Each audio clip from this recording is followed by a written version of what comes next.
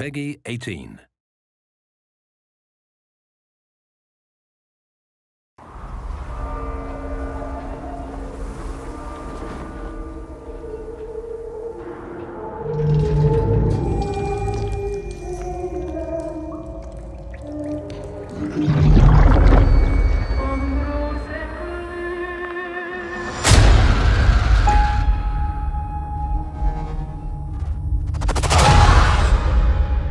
I have seen a vision of our Führer's future.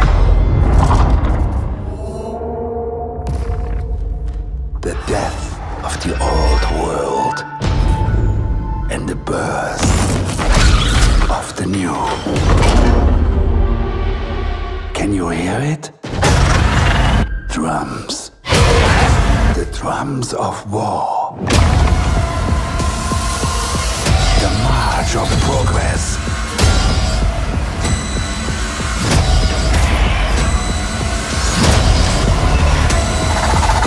I have built more than just a new kind of soldier. I have created the devil himself.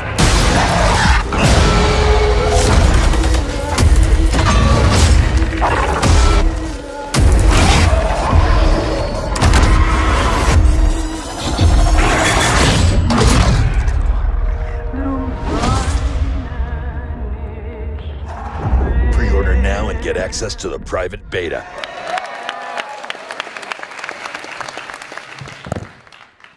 What's up, San Diego Comic-Con? How are you this morning?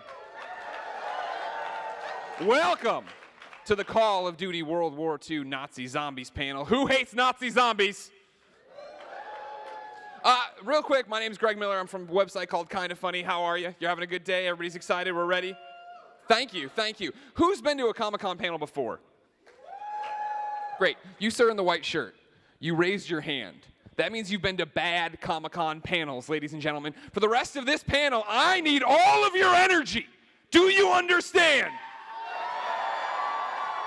When I say good things, like everyone here gets an exclusive poster, you go. When I say bad things, like Call of Duty, World War II has been delayed till 2019, you go. I don't know why you're so excited. It was a joke. It's not really delayed. It's still this year. Everybody calm down. All right, ladies and gentlemen, please put your hands together for the folks from Sledgehammer Games who are making this game. Welcome to the stage, Michael Condrey, one of the co-leads of the studio. Please welcome Cameron Dayton to the stage, please. One of the people making this story, please. Keep it going. Keep it going. Stand up. Get excited. Next person up, John Horsley. John, where are you at? There we go. Yeah, here we go. Thank you for coming. Thank you. John, they're trying to tether me, but I won't let them. Thank you for coming. Thank you all for coming. Who liked the trailer? Trailer's really dark, guys. Zombies in Call of Duty have been around for a while. That seems super, super dark, Michael. What are you doing? What is happening? Yeah, no, thank you for that. I mean, look, thanks for waiting for the actual reveal trailer here. That's always nice. And we are taking this back to the place where it all began, a dark, gritty, horrific, and hopefully terrifying experience.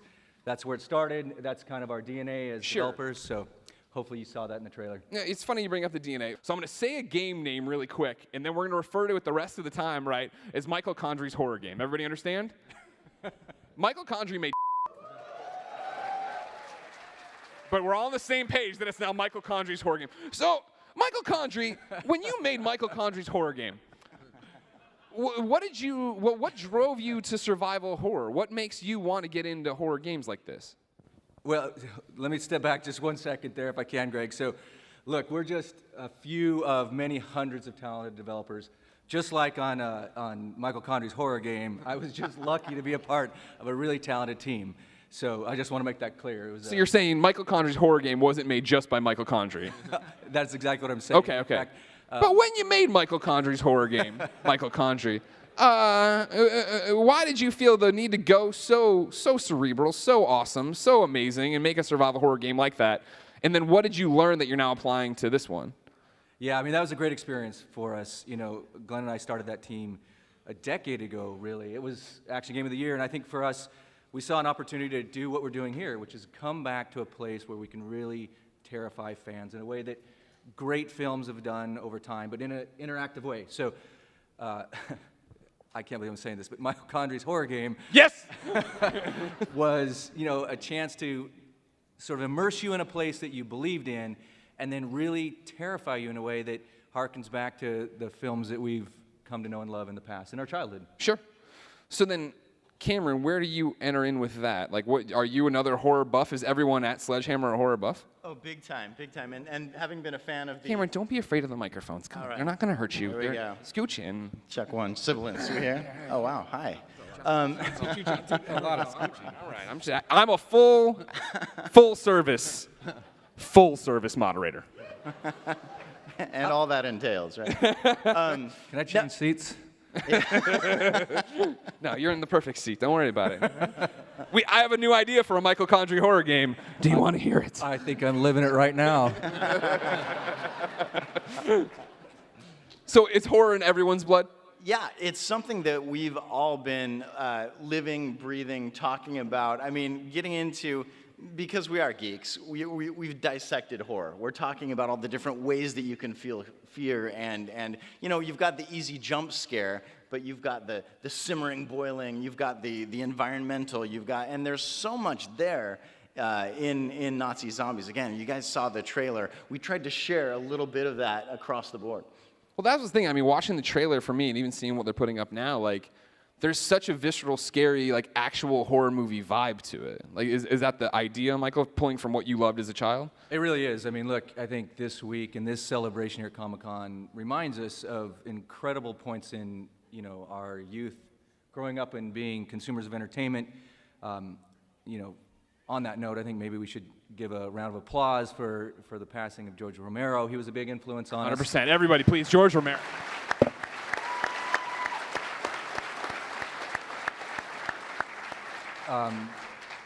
These were experiences you had where you were placed in a believable setting, and the suspension of disbelief of the horror was about shock and surprise. In previous horror games we've made, it's about the tension. And I like the word visceral. We use that as well, right? There's graphic violence that can be scary, but for us it was the tension, the build-up, the pacing that was more powerful than... I think sometimes there's the sense of what's happening in your imagination. You know, everything that we design, these horrifying creatures, which, by the way, you've only seen a tiny fraction of in the trailer. What's happening in here is 10 times more terrifying, and we try to lean in on that. Yeah, and it was interesting for us. Some of the lessons we'd learned in the past was really about that. It was, you know, I remember on previous on previous games that may have been called Michael Condrey's previous games. Thank you. There were moments where we thought going to 11 scared people, right? Yeah. Louder, more violent, more enemies. But in fact, we found just the opposite, right? It's sometimes when you take it down to 2, and to Cameron's point, you let your head fill in the anticipation of something coming, that impending dread, that fear of the unknown. That's really where you can get people, and I think we've captured that, and I think you see that in the trailer. Yeah. So, John, was that something you were excited to take on? Like, this is all cool and this all sounds great, but to go in a different direction than what the zombie modes before have been, it's a little bit of pressure for a little bit of a game that might sell a few copies. Yeah, there's some pressure, but the studio has a really good pedigree in horror. We certainly have good pedigree in Call of Duty first-person shooters, so putting those together was really exciting for us, really good opportunity to showcase the talents within the studio. We have a really talented studio, so I'm really proud of what they've done. And it was, you know, all the lessons learned in previous games helps us build tension, helps us build a whole variety of things that come together, from character design, story, setting, theme. Even the voiceovers that we have serve as kind of an emotional punctuation to the moment when it varies up and down according to the pace of the game. Well, the narration in the trailer is creepy. Yeah, that's super creepy. Super creepy.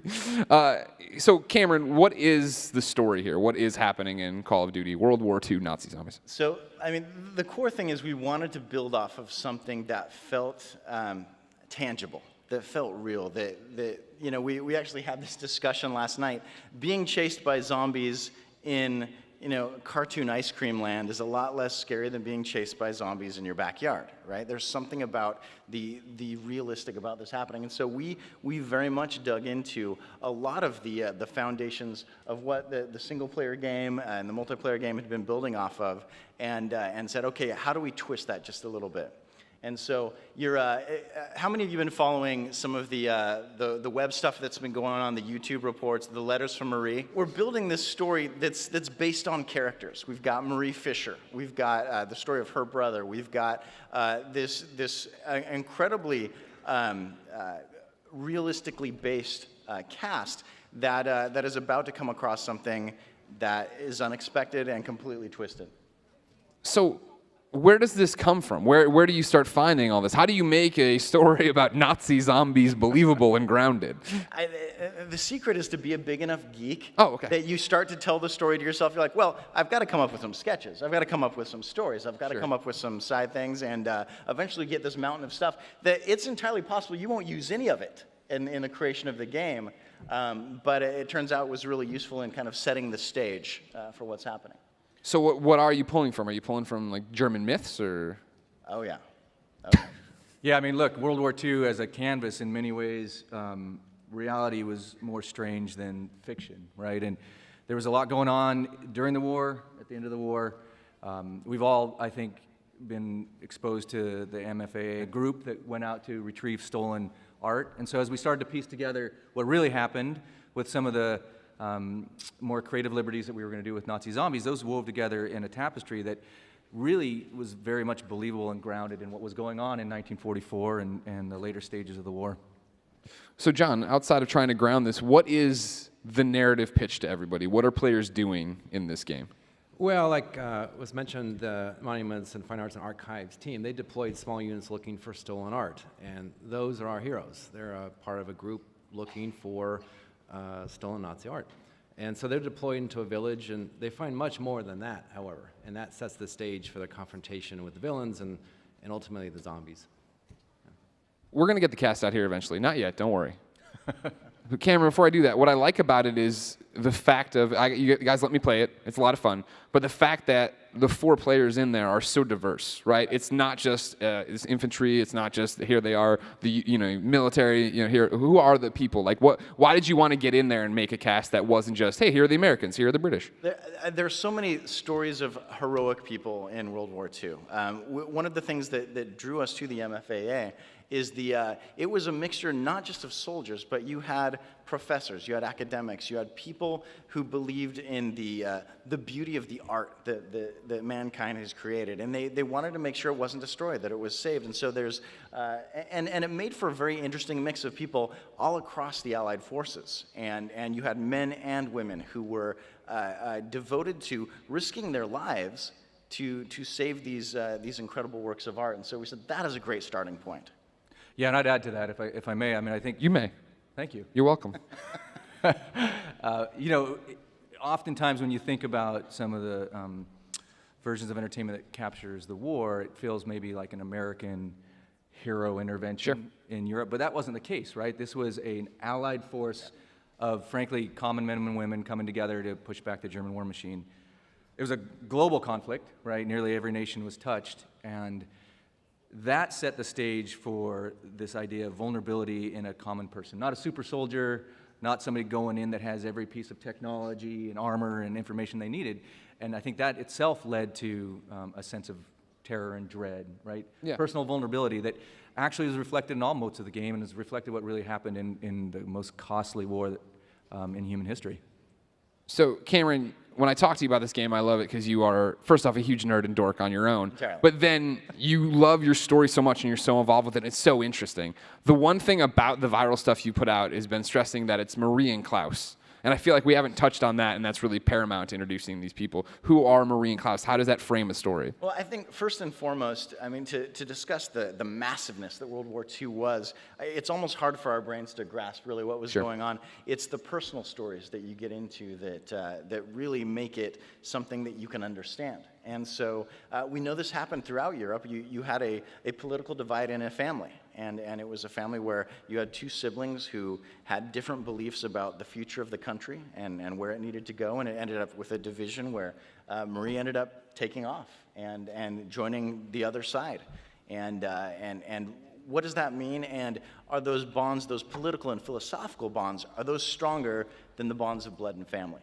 And it's interesting to try and tell this story in Nazi zombies, but you can. Why not, right? So. Well, John, was there ever a moment when you're like, maybe we shouldn't? Like, maybe we should make the goofy Nazi zombies, not this crazy thing where we're doing letters and we're actually bringing in, like, real family divides? Well, we like to, keep it grounded emotionally as well as, in a period piece, historically accurate as far as we can go. It's zombies, so it's a made-up world. But within that kind of one conceit, what would the Germans do if they had the ability to make an undead army, right? How would they do it, and how would they construct their enemies? And if you go down that road, it gets pretty horrifying. I sometimes wonder if we've gone too far, but that's the price you pay. We would debate sometimes. John and I would play like the two different sides of the coin and be like, is that pushing too much? Is that a little too weird? And he'd say, Cameron, it's Nazi zombies. We're making Nazi zombies. There's some flexibility there, And there's some terrifying designs that we saw a little bit in the trailer, but there's other more terrifying creatures out there. Oh yeah. So, and it's really odd to have the game scare you. I played the game a lot. I still get jumped, right? It's like, oh. So I'm hoping everybody's going to enjoy it. So. Obviously, this panel's about the story of the characters, all these different things, but is there anything, before I bring everybody out here and we get into talking to them about their characters, gameplay-wise you want to stress to people? Like what is it, the zombie mode they know and love, or is it, have you made changes? How are you doing it? Yeah, I think there is both what they know and love about what's made zombies great for Call of Duty, and it's our stamp, right? Yeah. And to your question about, the theme that we chose, man, there's some great examples of zombies in film. Fast-moving, slow-moving, terrifying, group, solo, right? So ours is really rooted in that experience that is what we describe as the sledgehammer stamp, right? Dark, twisted, horrific. And so the gameplay, that coming together as a squad of 4 in a cooperative experience, that construct will be familiar, but the setting, the amount of horror and tension, the number of times we think you're going to maybe pee a little, I think it's going to be a little higher than, or a lot, or a lot is going to be higher than you've experienced before. Okay. And there's things we've done for second-to-second gameplay that we think makes it easier to be cooperative as players. We've done things that make it a little more accessible as well for new players, and we've also, of course, paid attention to the hardcore Easter eggs and difficulty. That's been maintained. There's a hidden world, and for those who can see it, there's secrets to find. So that has definitely been preserved, and it's That's an interesting. Sorry to cut you off, John. I was just going to say this is a group of passionate zombies fans. Obviously, it's hard. Is that correct? Is that right? There's two things we hope you'll take away, and we actually think that you will. One, it'll be the most terrifying Call of Duty zombies you've experienced. That's right. And two, for the hardcore, it's going to be the hardest Easter egg hunt you've ever been on. So, mark our words. There's a lot more under the surface, and when and if you find it, we'll be very proud of you. We've got our own testers who are hardcore. These are the people we pay to do this. They have not uncovered some of the secrets we've hidden away. So it's going to be a good challenge. Yeah. Is that a hard balance for you guys to walk? Of, hey, we want to make a zombie mode people can jump into, blast, have fun, not have to think, but then also we want to tell a really engaging story and we want to have this lore. How do you walk that line? It's a layered thing. It's really a layered thing. There's the core story beats that you've got. You've got Marie and her brother and what's going on. But then as you dig deeper, you found out Marie and Klaus, their father was a toy maker. And as Klaus has been trapped in this village under the Nazis who've taken control, he's had all the time in the world to devise tricks and traps and hidden elements, and they all have a little bit of his stamp on them. I'm not giving away too many clues, I promise you, but this village is riddled with layers of those sort of hidden elements in them, and there's really as much story as you want or as little as you want. If you just want to go in and shoot rotten things, you'll have a fun. There's 5-minute enjoyment through there. There's also all sorts of depth and engagement there as well. And we try to make it a very rewarding experience as well. There's rewards for those who can find the secrets, and there's rewards for unlocking parts of the map. Really try to amplify that as well. All right, who wants to meet the cast? I said, who wants to meet the cast? Yeah! Ladies and gentlemen, please welcome the cast of Call of Duty World War II Nazi Zombies. He's got the right idea. Everybody get on your feet. First up, the one and only David Tennant.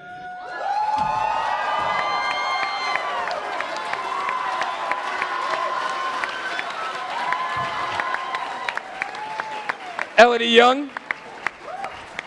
Keep it going. There we go. Catherine Winnick.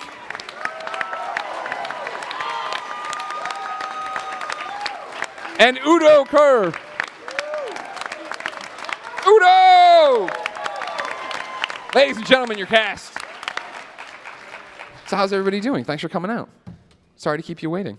Thanks for having us. No problem.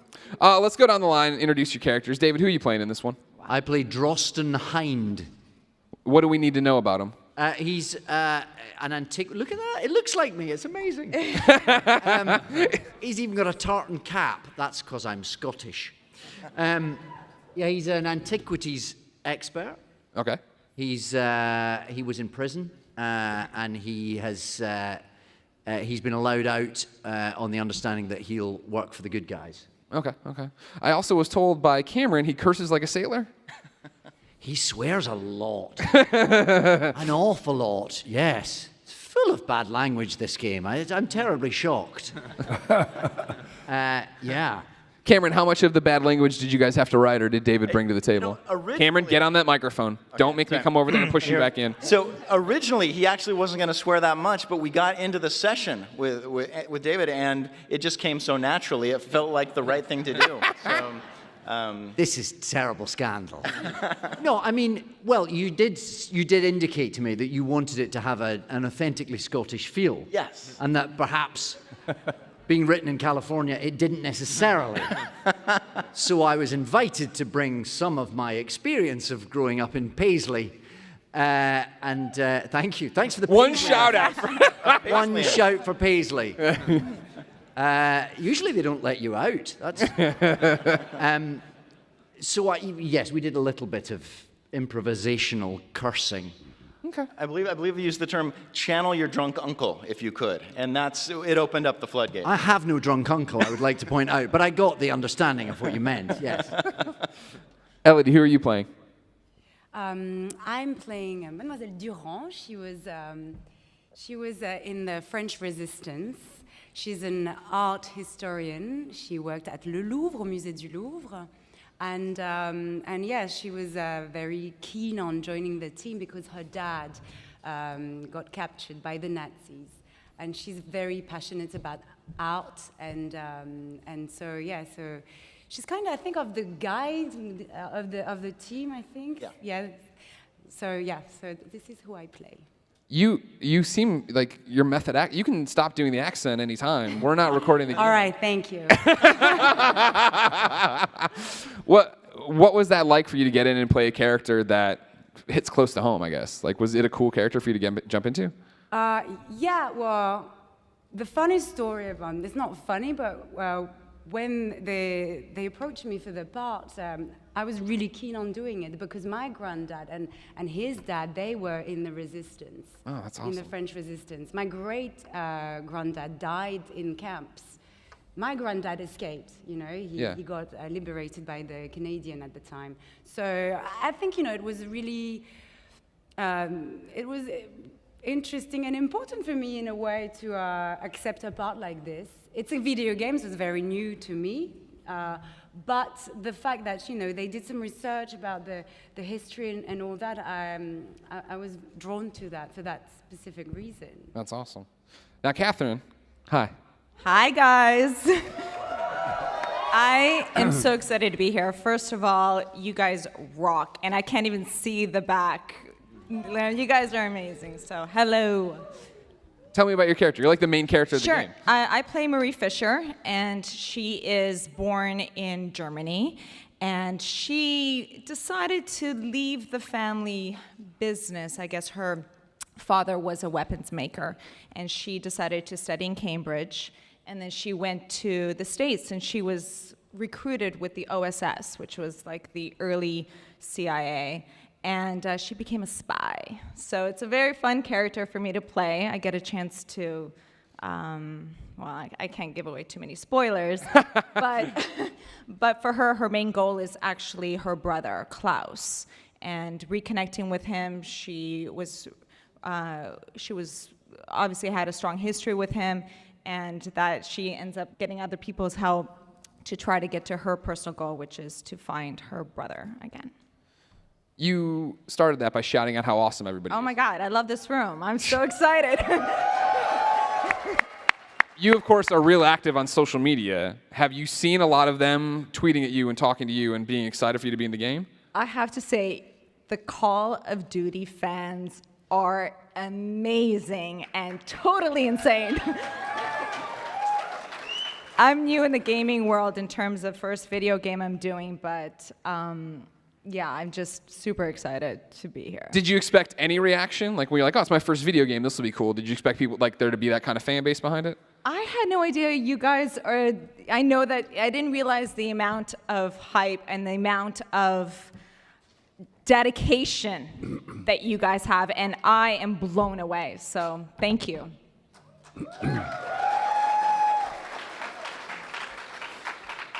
And then we come to Udo. Udo, they told me I couldn't curse on this panel, but there's no other way to say it. You're a scary motherfucker. Thank you very much. He does! I like that. Udo, who are you playing in this game? I play Dr. Straub, a Nazi doctor, and I have built a new kind of soldier. A soldier who never sleeps, a soldier who does not eat, and a soldier who does not die. But actually, I have done much more. I created the devil himself. I'm scared of you. And I have a good time, a very good director. And it was for me also new. I had never done something like that.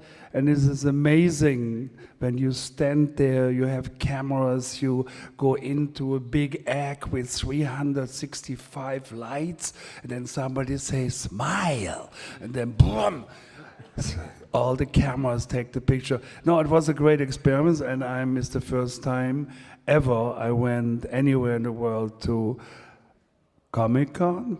This is your first Comic-Con? Yes, and Ladies and gentlemen. And I enjoy it because when you go in the evening to the streets, you don't know there's so many monsters and so many big rabbits and so many people that you say, where am I? Where's my hotel? But no, it's wonderful, and I will, after the panel, I will go and see all the T-shirts and everything. How can you make the word T-shirt sound scary? Doesn't make any sense. It depends what's on it. Udo, you have a long lineage with horror movies, right? You've been in a ton. I mean, what? In horror movies. You've been in a lot of horror movies. I started, actually. No, let's not talk too much about me, but it's a good story. I was discovered in an airplane. A man was sitting next to me. I was a young actor. I say it quick so it doesn't take so long. And the man next to me said, like all Americans, what do you do? And by the way, I was just an actor, so I took a headshot out of my bag and said, I'm an actor. And he said, wow, and give me your number. So he wrote my number in his passport at the last page. And I said, who are you? He said, I'm Paul Morrissey. I make movies for Andy Warhol. 3 weeks later, I got a call. Paul, from New York, I'm making a film, Frankenstein, in 3D, and I have a little role for you. And I said, wow, what do I play? And he said, Frankenstein. Oh, yeah. So I started, and then I did right away afterwards, I wasn't planned, I did Dracula. And that was the beginning of this horror movies, when you're a young actor and you start, you can never see yourself as a vampire. Because you want to be a jeune premier, you want to be the man. And so I did a lot of films then afterwards, like horror movies, and I like it because, you know, it's wonderful to be in horror movies. Good. You know what? It's amazing. I'm looking around this room and I'm seeing so many girls and gamers. That is amazing. I love that. So, especially because my character plays a very strong character who's not only a very brilliant engineer, but she's also someone who kicks some ass. So. Cameron, how's that work on your side? When you're getting ready to sit down and design the cast and put together this story, are you sitting there thinking like, we should have more girls in this? Or is it like, no, we need to get the right characters, the right things, how does it work as a plot? No. And I swear to God, move on that microphone or I'm going to come over there and push you in so hard. So we kind of let the story tell itself. You set the problem, obviously. We know we got to have zombies in there. We wanted to make sure it was grounded. We wanted to make sure there was a lot of history that was right. And then the story just started telling itself. And as we dug into the MFAA and the heroes, the people that were a part of it, it just had to be told with a broader cast and a woman who had been from Bavaria, who'd crossed, the ocean and had been working in espionage, opened up so many story possibilities, so many different experiences that we hadn't heard before. Mm-hmm. What, you got something to add? May I? Yeah, go. It's your panel. Again. Cameron's right about zombies, and I don't want to get on a soapbox about a broader game statement, but Catherine brought it up, and I think it's really important to acknowledge. In this room, we see a very diverse group of gamers and zombie fans. And we know that half of all gamers are women. We know half of graduates in technology are women. And so as a studio, we wanted to showcase a broad and diverse set of heroes, people that you could look up to. So I think you'll see that across the whole game. It's important to our industry. It's important to all of us on the panel and everybody back home to say, look, we're going to leave this industry in a better place than we entered it. And that's one where we have great and diverse heroes across all nationalities and all genders.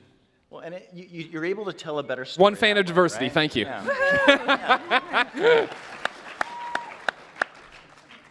Yeah. I was just saying, you tell a better story that way too, when you can share more diverse thoughts and opinions and perspectives on things, and working with each of these incredibly talented actors here has opened up each character into something much broader and more interesting than if we just created it alone. Yeah. Now there's one, sorry, go ahead. I just got to give Cameron props and this team right here that's here. This is a team that's very communicative in terms of your storyline and making the character you, and helping, as artists, we can bring a lot of ourselves into our character, which eventually you guys will be playing and seeing. And that is something that is really refreshing in the entertainment world, is to have such a collaborative, open process that you can change words, you can change dialogue, you can change your certain parts of the story, of course, within the broad stroke. So I just want to say thank you guys. You guys are awesome by including us. Now, guys, there was one person included in the game, the fourth playable character, who couldn't be here today, correct? Michael Condrey, who's that man? Well, he is here in spirit, isn't he? I like to think that Ving Rhames is with us at all times. Ving Rhames is with us at all times. I think we have a message from He did send a message just for you, Comic-Con. Do you want to see it? Hey, what's up, San Diego Comic-Con? This is Ving Rhames working on Call of Duty, coming to you in November. So what I do is I play this badass dude, okay? He's a marksman, right?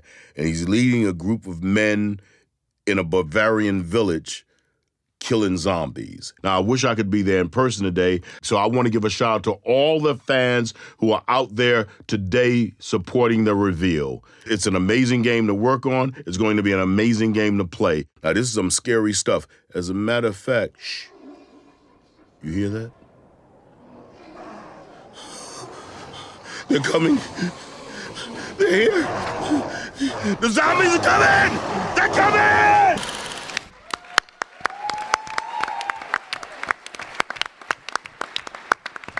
Yeah, that's special for us. It's great to have this cast here, including Vin, and just harkening back to an incredible set of talent. That's a lot of fun for us. Well, I feel like for you at Sledgehammer, you're like, all right, we're going to make this cool horror game. We're going to do this cool thing. We're going to cast all these characters. Was it just like, okay, let's go down the line and find all of our favorite actors so we have an excuse to work with them and design these characters? I mean, on some level, own up to it. On some level, probably, I'll What an admit, answer. right? I mean, this is the coming together of Hollywood and Silicon Valley in a way that allows us to interact with people that we've seen in film and idolized throughout our lives. And so, yeah, I think there's part of that. And of course, then, you know, looking for the very best delivery of the actors and marrying that to the talent. And I think this cast represents that. So that's pretty special for us. And then I think, Elodie, you were saying this is your first game too, right? Yes. How does that work? Did you set out, I want to be in a video game, or are the walls falling down where there is no more like, well, this is Hollywood, this is movies and TVs, and voice acting's over there? Is it? Oh, no, I think, as long as the project is creative, then I'm in. And, as Catherine said, we've been very much involved in how to portray our own characters. So, like David, I did a lot of swearing, a lot of French swearing, and I had a lot of fun doing this. Or, so. Give me some of the They'll I only have to bleep those out internationally. That's fine. Putain, merde, no, I don't have that in my character. Tabernacle. No, that's dated. No, I don't. Well, my wife is from Montreal, so I only know that kind of Sorry, French. I'm sorry. apologize. It's not really French. All right. Well, been a great panel. I apologize. I want to create a war here. But yeah. So my character's got like some really fun moments and cool French dialogues. David, for you, what's the biggest difference acting in a video game? I think what's different about this is I've done quite a lot of audio work in cartoons and animated movies, and then you're following a script which has a sort of linear progression. But when you come to something like this, you can't always follow what you're doing. You have to really be sort of led through it because it's sort of chunks of lines. It sort of reads like a kind of Dadaist poem. It doesn't always follow on. So you're kind of in the booth going, what is this? And not only do you say it once, you then have to say it 3 times. 3 times. Three Every times. 3 Say times. that hours. In different stages of intensity, obviously, you guys know. So it's like as if you're just in a room chatting, and then as if you're in a room but you're a little bit worried because something's outside the room, and then as if you're in the room full of zombies that are tearing your skin off. So you have to do everything. That's my favorite. and it's a new experience trying to sort of navigate your way through that and kind of nuance it as you go, and you're very much in the hands of your creative directors to keep you on the right track there. But every session does seem to end with a lot of screaming your lungs out. Sure. Starts very calmly and ends with your throat bleeding. That's my experience. Oh, it sounds like a lot of fun for all the aspiring voice actors out there. Cameron and John, do you find that it takes a special type of actor to be able to go in and do that? Like, can not everybody hang in that way? Yeah, I mean. Come on. John, get on that microphone, John. Don't make me come. Scooch. Yeah, we were really fortunate. I'm really grateful that the cast. Oh, no. Terrified now. Full service moderator. Yeah, they're all special. We were very lucky and very fortunate to have a great cast, a great performance. All of you did a tremendous job. It's really a testimony to professionalism and talent. Because you're right, David's right. We are trying to guide them through a player experience, which varies from session to session under difficult circumstances sometimes, which is reflected in the performance. And you got to carry that in your head and in your heart and be able to evoke those feelings within yourself and the player. So it takes quite a bit of focus and guidance, really, from Cameron and the team about how to get this to mesh together to get a really seamless performance. So it's when it works, it's really amazing. Like I said, I was scaring myself the other day in the game, and part hearing Mr. Tennant here lose his mind. So when it works, it's great. Yeah. And the graphics are incredible. What I loved about this project, what attracted me to this, is the amount of research that goes into World War II, about the guns that they used, about the actual history components, the politics behind it. So in terms of all the history buffs out there, you guys are going to be blown away. Definitely. If I would say one word in terms of describing this game compared to the other games, If I had to decide, someone asked me, what's one word you would use? Epic. Epic. It is insane. Speaking of epic things at Comic-Con, Yes. you guys have a whole bunch of stuff for the crowd, right? There's a whole bunch of announcements and things like that. Yeah, we brought some gifts, if you will. Yeah? What are they? Tell me about them. Well, it depends on if you want the poster. Do you want the poster? I do want the poster. Do you There it want is. the poster signed? Because we're also doing a poster signing. So the poster, when you came in, you should have got a ticket, or when you leave, you get a ticket, or at some point you'll find a ticket. If somebody next to you has a ticket, steal it and run right now. The ticket you can then redeem for the poster. That should be fun. All right, good. Michael Condrey, what are your wrapping up words of wisdom here? Well, look, again, where this all started was, the cast. Thank you so much wonderful cast, wonderful game coming in November, wonderful fans, and most importantly, we have just an incredibly passionate, dedicated studio back home at Sledgehammer Games and across the Activision organization that are tuning in. So thank you to everybody who's supported us along the way, and thanks to all the developers who brought this to life. It certainly is going to be something we're very proud of and special to share in November. Good job. Ladies and gentlemen, get your posters. And remember, Call of Duty World War II comes out when, Michael? Comes out November 3rd. There you go. Thank you all for coming.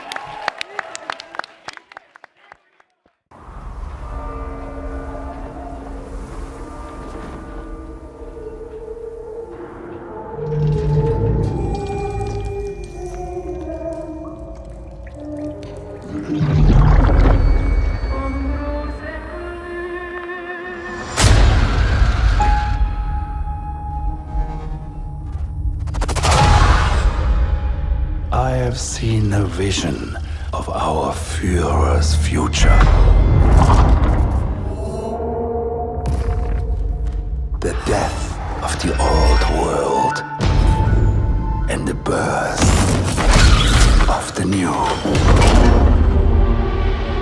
Can you hear it? Drums. The drums of war. The march of progress.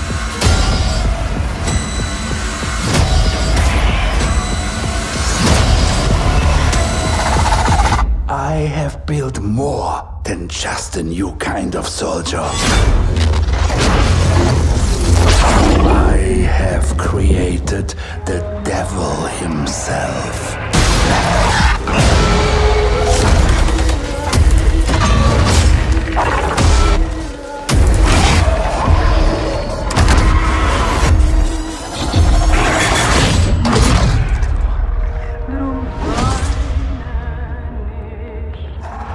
Pre-order now and get access to the private beta.